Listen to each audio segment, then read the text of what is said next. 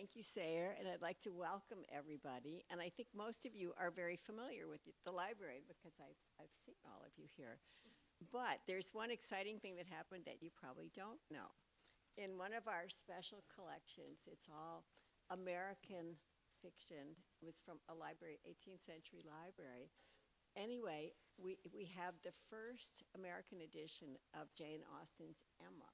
So it's very prized, and the Morgan Library is putting it in an exhibition in the spring. So that is our latest excitement. In 1754, the founders of this library met and elected 12 trustees, calling the organization the Society Library, which in the 18th century referred to a voluntary association of people with similar taste, not of the current association of class. The name prevented me from enjoying the pleasures of the library for many years. Why do I want to be involved in a society, place like the Social Register? But anyway, then I learned what it was, and I have loved my association with the library for over 30 years. Tonight, it is a great privilege to welcome Lily Tuck in conversation with the brilliant and sparkling Patty Volk. Lily's book has been given rave reviews, including 2 in the New York Times. This harrowing story, created by Lily, was inspired by a photograph which had haunted her over the years. It is a testament to the power of great literature to transform our understanding of world events. More than reading endless facts about the horrors of the Holocaust, the details of Czeslawa's brief life, the lace on her confirmation dress, the jacks she hides in her pocket as she enters the camp, and many other details, such as the farm she lives on and the hen she loves, helps us keep alive the memory of all the children who died during that time. I think this will become a great classic like Anne Frank's diary. Barbara Asher calls it a masterpiece, and I agree with her. Lily Tuck is the author of 5 novels, Interviewing Matisse, or The Woman Who Died Standing Up, The Woman Who Walked on Water, Siam, or The Woman Who Shot a Man, a PEN Faulkner Award finalist, The News from Paraguay, winner of the 2004 National Book Award, and I Married You for Happiness, 2 collections of stories, Limbo and Other Places I Have Lived, and The House at Bellefontaine. A wonderful biography, Women of Rome, A Life of Elsa Moranti. Patricia Volk is the wonderful author of the memoirs Stuffed, Adventures of a Restaurant Family, and Shocked, My Mother, Schiaparelli, and Me, as well as 4 works of fiction. She is the recipient of a Guggenheim Fellowship and has taught at Columbia, New York, Bennington College. And I wish she had been my teacher. Her writing has appeared in the New York Times, The Atlantic, New York, The New Yorker, and Playboy. She lives, I want to know what she wrote for Playboy. She lives in New York City, and critics have compared her to 2 of my favorite authors, Philip Roth and Jean Rhys. And now, let us welcome our speakers.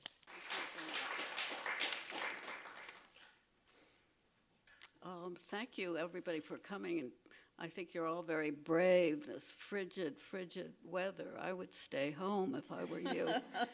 Anyway, can you all hear me? All right? Yeah. I'm particularly happy to be talking with Patty because Patty was the first person I spoke to about this book. I will never forget. And I looked up the date. It was October 18th, 2022. We were on the Crosstown bus, 96th Street Crosstown bus, and we were coming back from Symphony Space, and we just had heard George Saunders and Marlon James speak. And I just started to tell Patty about my idea about writing about this Polish girl. And I told her that, I thought I was afraid to write it. I thought there were so many Holocaust novels, or not novels, books, and novels already, and I also didn't know anything about Poland, and the whole thing struck me as being very scary, and I didn't feel that I was sort of qualified to write this novel. And Patty immediately said, no, I had to write it, and she was incredibly enthusiastic and encouraging, and she sort of convinced me on that bus that I had to write this book. So Well, thank you so much, Patty. You're welcome, Lily, but I must say you've written 12 wonderful books, this being the 12th, published 12 wonderful books. And if you had told me that you had this idea to write about dating techniques from King Kong, I would have said, Lily, go for it. You can do it. No. Because I think you could do anything. Your 12 books each book bears no relation to any other book you've written, except for the fact that there's a tremendous intellect behind them, and you never waste a word. Your prose is always super distilled. And so it didn't take much for me to encourage you. No, but I'll never forget that, really, your enthusiasm. Well, It just was great, yeah. Well, yeah. I'm glad. Yeah. I mean, you justified it, more than justified it. I just want to add a little bit more to what Jeannette said about the genesis of this book. In 2012, Wilhelm Brasi died. He had been a photographer in Poland, and he was sent to Auschwitz. I mean, I've learned so much about what happened to the Polish people during Auschwitz. 6 million Poles died. 6 million Jews died, but 6 million Poles died, 3 million of whom were Jewish.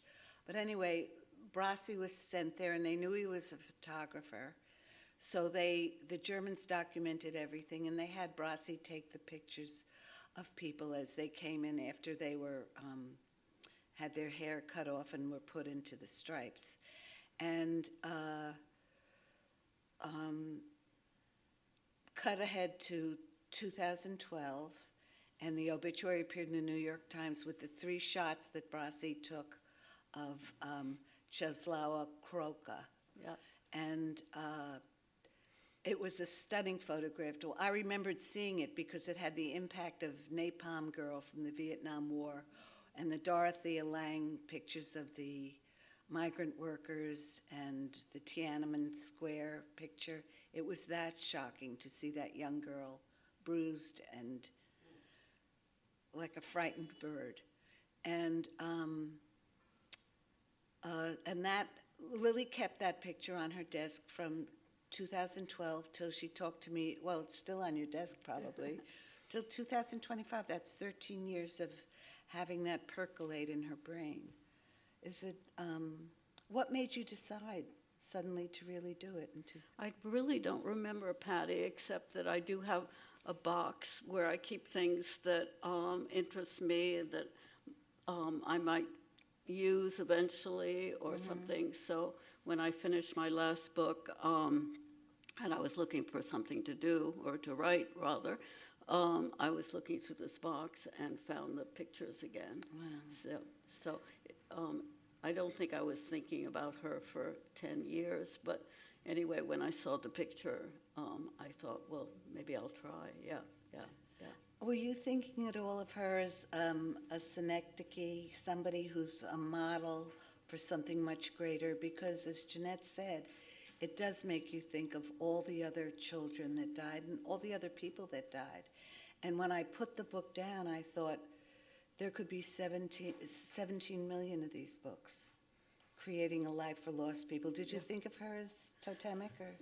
No, I mean, I didn't think of her as being sort of representing of someone, but when I was writing this book, I felt very strongly about, maybe you're going to talk about this later, but writing everybody's names constantly, and not just her name, but all the names of the people, particularly the women in the camp with her, all the writers who died in Poland, and I just wanted to I don't want to say their names because that sounds so trite, but I wanted to emphasize their names, and not sure that anybody would remember them particularly, but still they're on the page forever, those names. Yes. And that was important to me. It's important to the reader. I knew what you were doing when I read those names. There were only 2 subjective sentences in the entire book. And a tremendous power comes from all the facts that you have in here. And never, ever suggesting how we should feel or how you felt. And the Times described your technique as thumbnail paragraphs. And that's kind of what they are. There are pages that have just 3 short paragraphs. And what you do in the first half of the book, at least, is juxtapose Czesława's farm life with horrible facts, just horrible facts. For instance, a priest is just shot down dead in the street, walking to church. And the next paragraph, you say how lace making came to Poland. And it's like a 1-2 punch. And I wondered if you must have been aware of that when you were writing it. Well, I feel that I feel I'm giving my secrets away, but I feel I write in anecdotes, you know? So one anecdote follows another, kind of. And they could be quite different, but somehow I feel that there's a connection between the 2 of them. Yeah. Yeah. Putting the footnotes on the bottom of the page was a brilliant idea, because I read each and every one, and I was stunned by the amount of research you put in this book. You even found a letter that had been auctioned at some point, or do I have that right? Or you tell us a little bit about your research for this. Well, I was very lucky because I right away found a book which chronicles all the people from the area where Czesława lived in southeast Poland, and her area, the Lublin province, was the first place that the Germans decided to repopulate Poland with Germans. And this book mentions, it lists all the people that were deported, and they were deported in two groups, one in December and the other one in February. And it lists all the names of all the women in one section and all the men in the other section, and then the second deportation, same thing. And it lists not only the names, the ages, where the people were from, and how, and that they died and when they died at Auschwitz. So right away I had this huge list of people who were exterminated, and also the book included testimonials from the people who survived. It showed lots of other photographs of the people who from that area as well. There's a photograph of Czesława's mother, of her friend, of the woman who is the herbalist. Really? Yeah, Marianne. Yes, she was so all of that was available right away, and so I used that book as sort of my Bible, because and it was incredibly helpful. It was also wonderfully easy to get. The book came from the Auschwitz library, and I remember just emailing them, and they sent it right away, and the postage cost twice as much as the book. But, anyway, it was invaluable. And a lot of research I did on the internet, and otherwise I had books that described the building of the crematoriums at Auschwitz, and then I had another book that I could hardly look at that showed a lot of pictures of the children with their just arms and legs like sticks, and I just could hardly see those, so I put Post-its in front of all the photographs so I wouldn't have to look at them. But the research was fairly, I can't say easy, but it wasn't difficult somehow in terms of finding things, no, yeah. I'm glad you mentioned photos, because as soon as I started reading, I grabbed my phone because I had to Google to see what some of these people looked like Brigitte Herbst in her white ermine jacket, which I was sure was stolen from a Jewish suitcase. Probably. And of Commandant Rodolph Host, who, you know, I just had to see the face of such a terrible person. Yeah. But also the very wonderful people I wanted to see. Like, I just have to, I'm going to mispronounce this, but Jan Zamoyski and his wife Rosa Zamoyska. Yeah. They were fabulous Poles that really did tremendous thing. They were like the Schindlers of Poland in a way. Right. And also the Polish people who escaped and became aviators in the RAF. I wanted to see them. They were incredible. They're so good looking, yeah. They're so good looking, and they had the highest kill rate.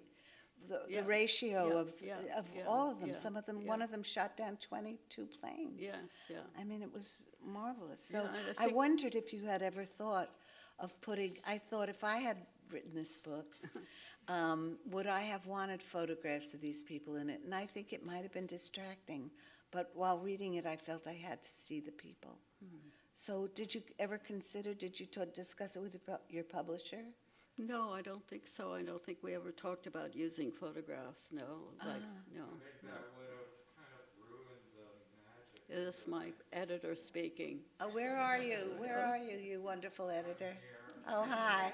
It would have ruined the magic. But Lily's language is just, the language is so just extraordinary that the actual photographs would have just sort of just popped Yeah. the genius of her language. And so, I mean, I remember reading, you know, and it's just the first time I just had to get to the end. I knew it was very bad what would happen, but I just wanted to see how she would do it. Yes. She was just so brilliant at how she did it. Yeah. That it was being transported with the language. It's all this love of language and her genius with it. Thank you. By the way, you speak of great people in it. I'm always drawn to Janusz Korczak, who, the psychiatrist who was offered passage to this country and refused to leave Poland, and he took his 24 children first to the Warsaw Ghetto, and then, you know, he was in Auschwitz, and, you know, they would perform Tagore's plays, and he was killed with his children. But he's in Lily's story, and you know, there's a biography of him, and his story, it overwhelms me, and Lily brings him to life again. I see why you like your editor.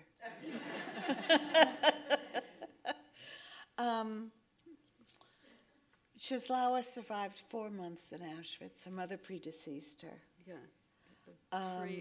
Pretty much December to March, yeah. December to March. Yeah. Yeah. Yeah. December, January, February, March. Yeah, 4 months. She dies while, by the way, you never say she dies, but it's understood she dies, doing something that she did the first day she arrived at Auschwitz. Yeah. And I thought those bookends were just a magic moment in reading. And what she does is she becomes a little girl, excited little girl again for a moment. Something, I'm not going to say what it was, triggers that. And it was, I wondered whether you knew how she really died, because No. you don't know if she was gassed or whatever. No. She probably died of typhus or something, because, Right, or, yeah. Yeah. Or maybe an injection to the heart. yeah, I didn't know they did that. Horrible way. I mean, I guess it was quick, but still. 20 seconds, you say. 20 seconds can be a very long time. Yeah. Your father, Rodolph Samson, Yes. the fabulous director, Producer. Excuse me. And you must, if you can possibly stream a film called Three Girls from Rome. In Italian, it's Le Ragazze di Piazza di Spagna. Yes. And you can find it. He did many movies. I looked him up on IMDb.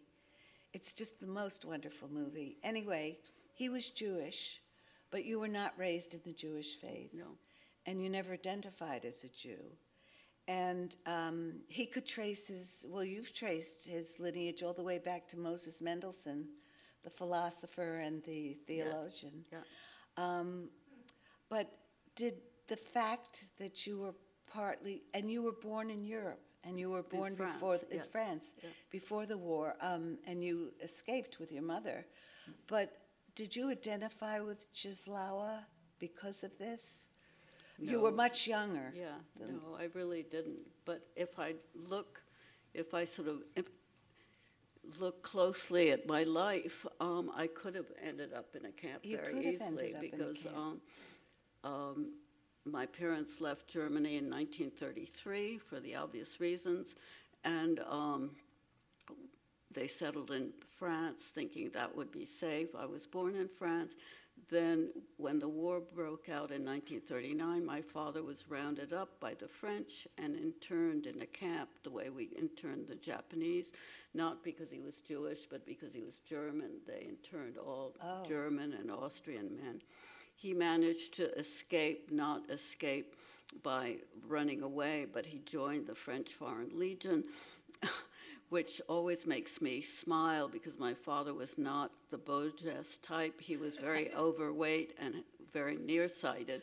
But anyway, he had a sort of a wonderful time in the Foreign Legion. They went to North Africa. He never saw any fighting, but he spent a year there and then then he became a stateless person and had a terrible time joining my mother and I in South America. But back to me and my mother, after my father was interned, my mother and I and my nanny drove from Paris to Lisbon.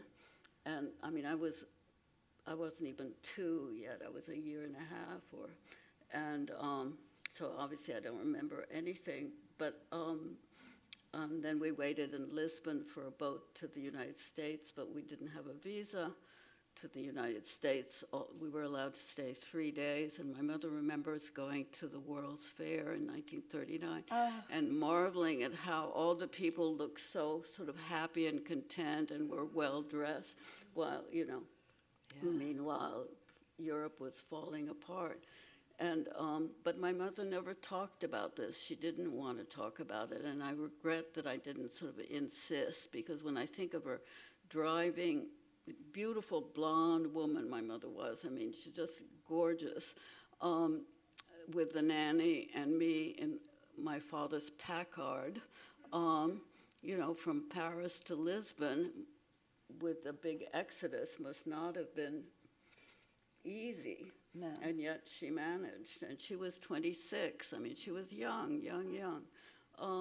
So anyway, from New York, we eventually went to Lima, Peru, because my father's sister had married a Peruvian, so we were able to live there. But unfortunately, in Peru, there were a lot of Germans, and they were all for Germany, so the atmosphere wasn't that great. Do you remember Peru at all? I do, and my mother, she was very athletic, and she played golf and tennis, and it was a wonderful club, and her friends were Panagra pilots, I remember, in their families. Yeah, I mean, all this is such another world, Panagra. Who has heard of the word Panagra anymore, But anyway. And then you came to New York and you were put in No, we went back to France. Oh, you did go back to France? Yeah. Oh, so... For 2 years, yeah. Oh. And then you my came. mother and I, she married an American, and we came to New York, and then... And you were put into a private school, and you didn't speak a word of English? Right.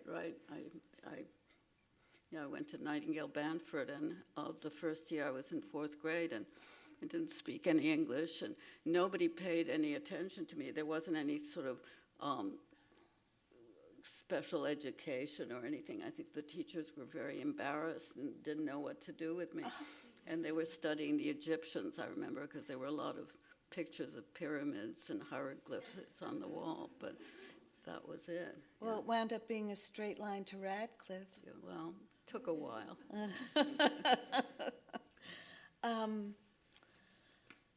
Recently, Steve McQueen, the director, did a movie called Blitz, and it was inspired by this photograph. I don't know if you all can see it. It's a little boy with a suitcase in London during the Blitz who was going to be sent to the countryside without his parents. And he saw this, and he's done a movie that's supposed to be terrific about it. I think it's streaming on Apple. It's called Blitz. And I wondered whether this is going to be a mini genre of people, or new genre of people who look at photographs and are tremendously moved by them, by an anonymous image of a person, anonymous person, and whether you think that that might be something that we're going to see more of. I don't know, Patty. Okay. You don't have to make a prediction. Okay. Let's see. I was curious about the way Czeslawa's parents treated her. Her mother was rather indifferent except for the egg making, you know, the famous Polish dyed eggs. And the father was just out and out cruel to her. Yeah, I know. And it was before, you know, parents thought children were important. But still, how did you make that decision to make them so uncaring about her? I don't know. Just everything sort of, Seemed I feel right. like happens, you know. Yeah. I don't know. They both have fantasies about men, and I thought that was a marvelous thing. You put Czeslaw on the back of a young, handsome boy's motorcycle. She has a little adventure. Yes. And the mother is kissed by a very brave pilot whose plane goes down in flames. He runs across the field with his helmet in his hand and throws himself out and kisses her, a perfect stranger. Yeah. And the two of them, while they're in the camp, focus on these many little things. And it was just a lovely, lovely parallel. Lily. Well, I think it's, you know, I made it so it was their way of escaping, obviously, what the horrors of what was happening. Like when the girls, when Czeslawa and her friend are eating and they hold up a piece of bread and say, let's pretend it's a potato or let's pretend it's a pastry or something, you know, just to try and... You're very good about getting into a child's mind. Well, you're surrounded by children. You have so many grandchildren, and Yes, but that's a nice. lovely part of the book. I mean, here are the girls in this terrible, filthy place, overrun by rats and vermin, and they find a way to play jacks with pebbles. And it was just beautifully done, Lily. The whole book was beautifully done. Thank you. And I couldn't help but think of the Ukraine when I read it, because did you think of that at all? Of Ukraine? Yes. Well, maybe Ukraine had, I'm not quite sure, Well- when did Ukraine war start? I'm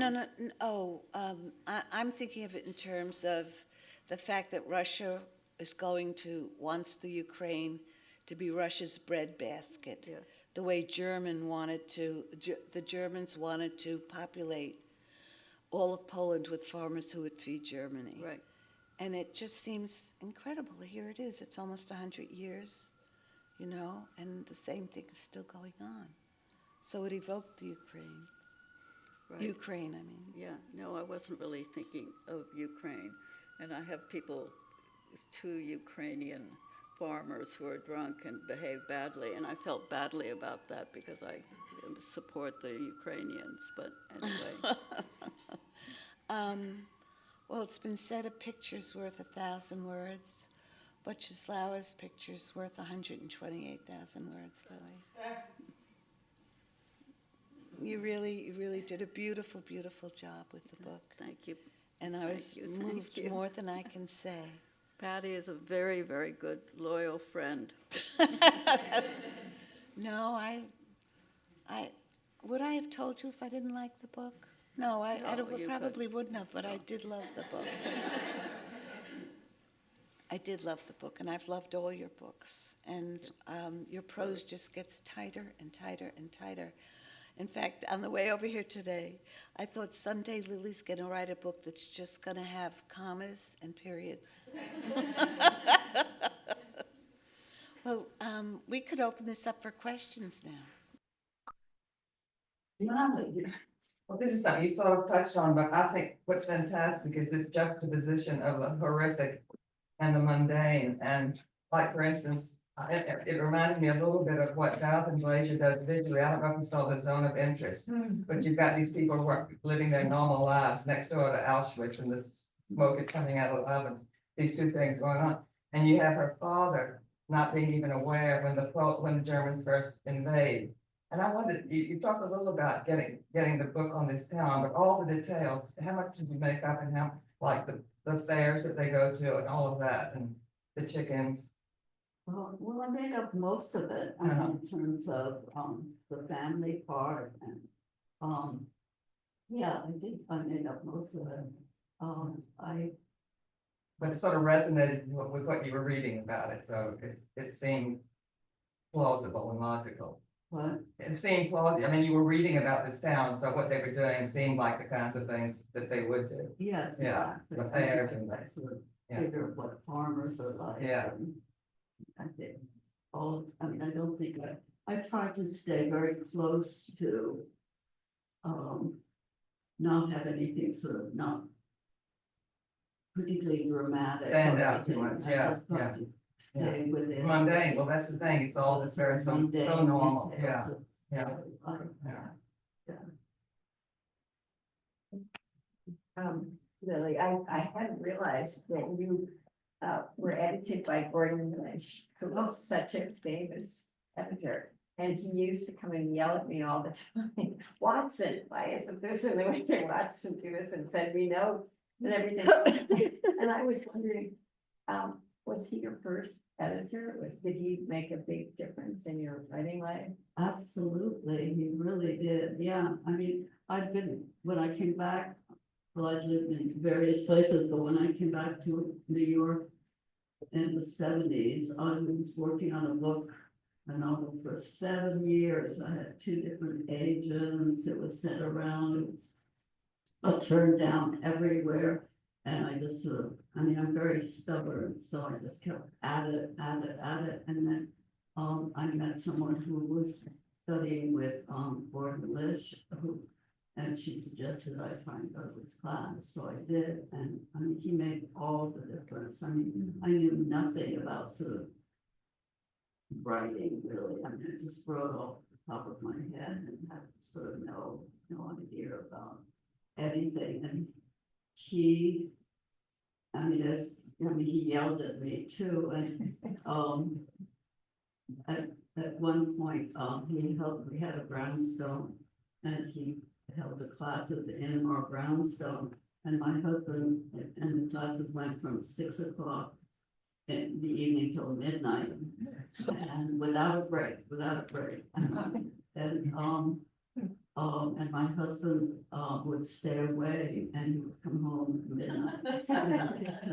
And he would watch all these people come down the stairs from the living room, and some people would look very happy and be smiling, and other people would be in tears.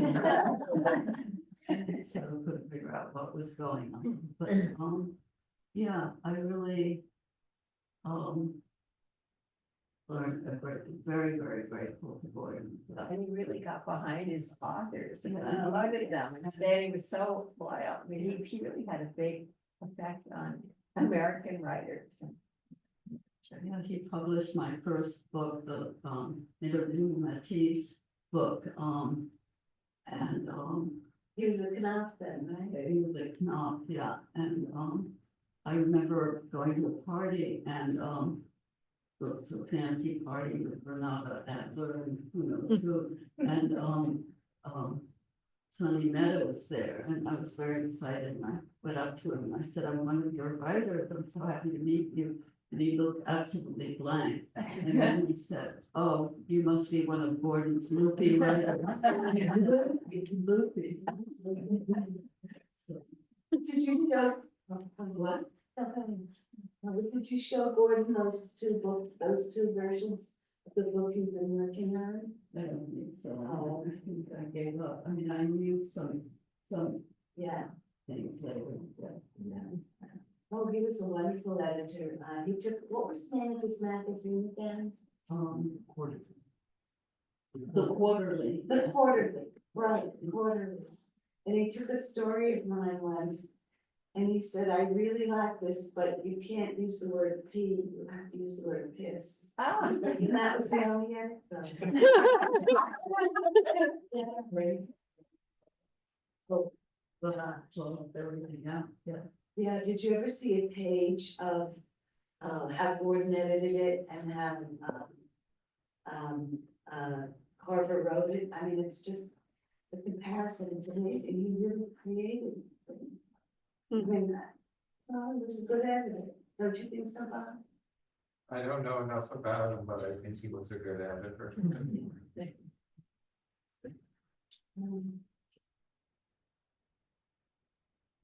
What did you think of going to Auschwitz? What?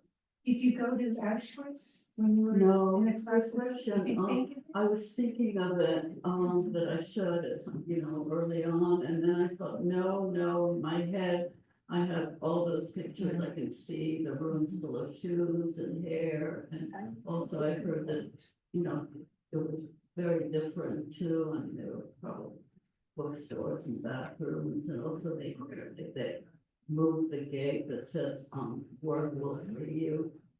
So I thought, no.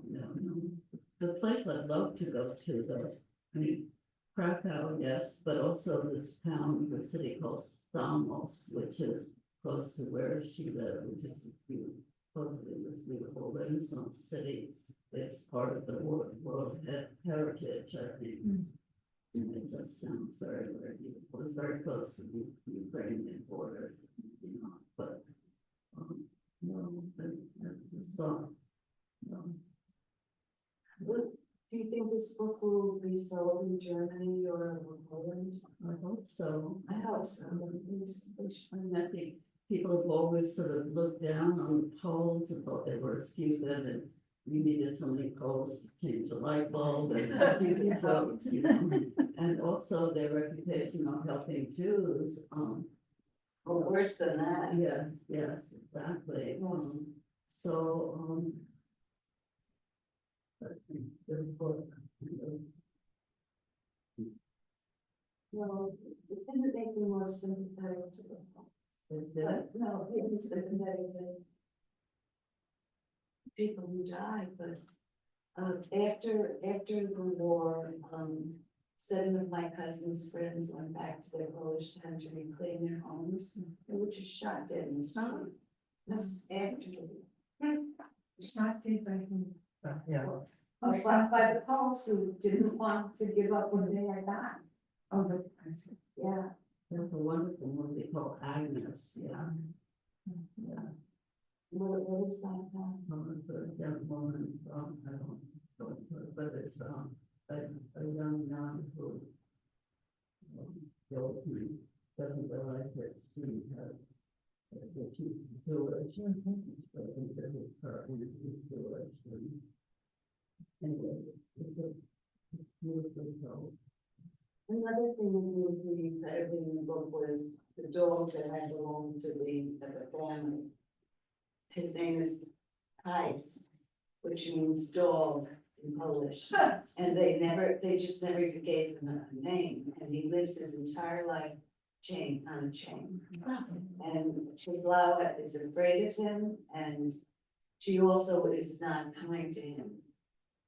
Not that she does anything terrible to him like her father does, but when she's in the camp, she's kind of haunted by the fact that she didn't help this helpless imprisoned dog. And I wondered whether it occurred to you that's what she was, that she was helpless and imprisoned. And that was what spurred the regret. I have a question. Here. Here's, comes the question. Willie, how different is the story you're writing of it because Czeslaw is Catholic? What? How different is the story you're writing of it because Czeslaw is Catholic? We know so little about the Catholic victims at Auschwitz. I mean, the last one I can remember in literature is Sophie's Choice, and that's not even said in the camps. And that's much more romanticized, who was hired in Brooklyn. But how significant in your writing of it or choosing is Czeslaw being Catholic or even in the reception to it? I'm just interested in, how it affected the shaping of her character. Is that a question? Yeah, Yeah. I mean, did it affect, the shaping of that she was a Catholic girl? Wait, what is the question? Did it make a difference in your interest in her or in the shaping of her character? Yes, that she was absolutely, Catholic? yeah, because I thought it was different, yes, absolutely, yeah. And how's her story different then? Well, I mean, her suffering is not different, Right. but, I think. How is the story different? You feel that she doesn't belong in there somehow. I felt it's very new. It's not the traditional Anne Frank story we know from Western Europe, but I felt it was very new that you took her on. Well, I agree. I mean, I think also, and particularly since I'm not Catholic, I know nothing about the Catholic religion or very little. And so I feel that all of this was new to me as well. Thanks. The Poles didn't consider the Jews to be Polish, they considered them to be Jews. And the Catholics they think they were Aryan, that's where they did it. Wilhelm Brasse was an Aryan, and that's why he got special treatment in addition to his skills. Also, yeah. Oh, he was Austrian? Half Austrian, oh, okay. So. But they did need him, they needed someone to document. Eventually, you say in the book that it's, I think it's in a footnote, oh no, it's in the book about Blasi. That he stopped taking pictures. Yeah, He couldn't do it, he couldn't look at young people. He opened the butcher shop, which Yeah. It was good that he had that obituary. We wouldn't have this book. I keep reading obituaries, hoping for it. Another one. Well, it's just a marvelous book. And I agree with you that it could have the legs of the diary thing. It's just as moving. I think it should be assigned to high school students. Yes. Understanding history. Studying history, but also studying writing. Yeah. Yeah, there's a lot to be learned. I heard this thing about Bordelicious class, and maybe you can tell me if it's true.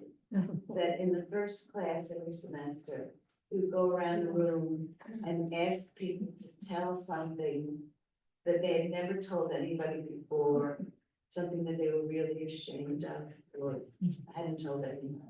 Is that true? Did you do that? No, I don't remember him doing that, but he always told you to write about something that not so much you were ashamed of, but something sort of dark and something that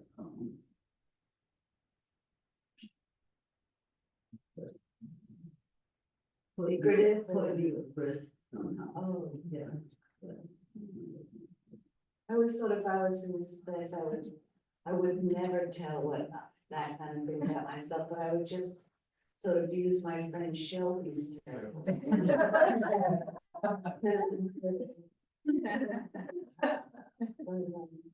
You studied with him quite a while. What? You studied with him for quite a while. And you always hosted it, even when you moved. No. Oh, no. And did other writers from that class go on? Dawn Raffle? Dawn Raffle, Amy Hampel, something called Mark Bouchard, who works in California now. Movies. Andy Farrell. What's her name?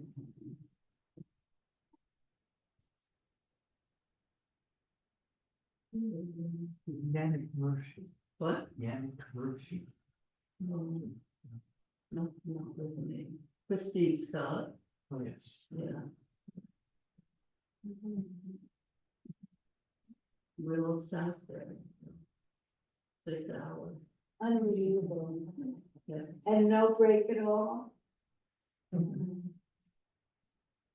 At Columbia, you get a break every year and a half, I think. Yes, that's true.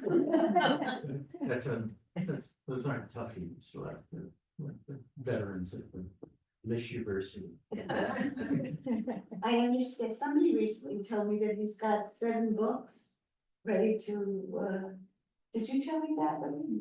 No, that's sort of become incomprehensible, I'm afraid. Oh, dear. Yeah, but I like his book about Dear Mr. Capote, remember that? Yeah, I thought that worked. And he wrote a book called Peru. And, The book about his wife's illness. But is Dear Mr. Capote an epistolary novel? it's an awful, yeah, about somebody trying to kill his Capote or something. But his son has done very well out of his lynch, Yes, my goodness, yeah. despite his father. They didn't talk for a very, very long time. And having just threatened his life, right?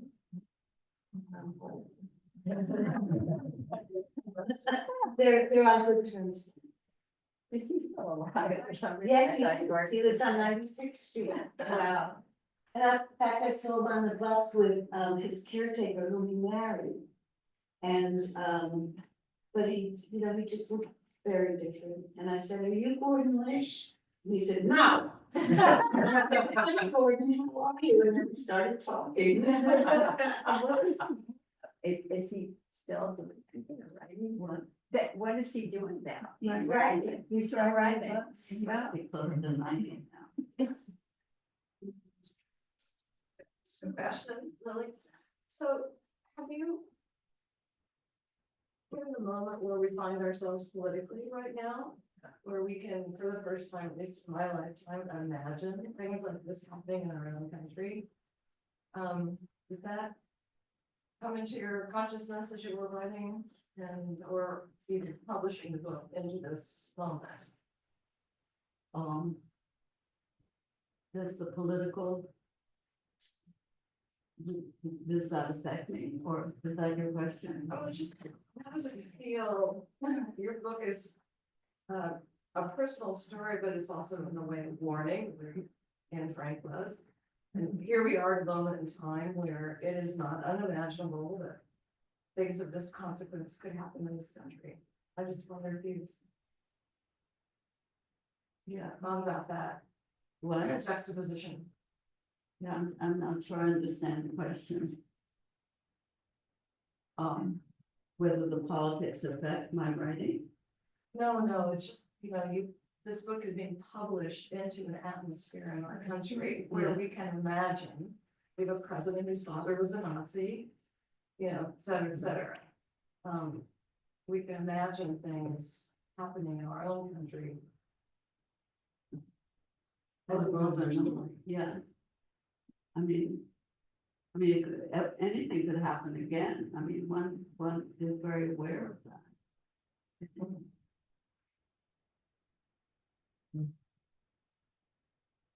I just wondered if maybe it had special poignance or something, you know. It might have felt different if Kamala Harris had won the presidency, for instance, and this moment is so loaded. Yeah. I mean, I don't write with an agenda, so I don't know. No. Yeah. Maybe one more question? May I just throw in, so what's next for each of you, if I may ask, or if it's too early to share, then don't feel pressured. I'm working on some essays. Working on what? Essays. Essays. Lily? I'm working on novellas, 4 novellas about this, about the same thing, but different points of view. Oh, Rashomon? Yeah. Well, No. Well, thank you so much.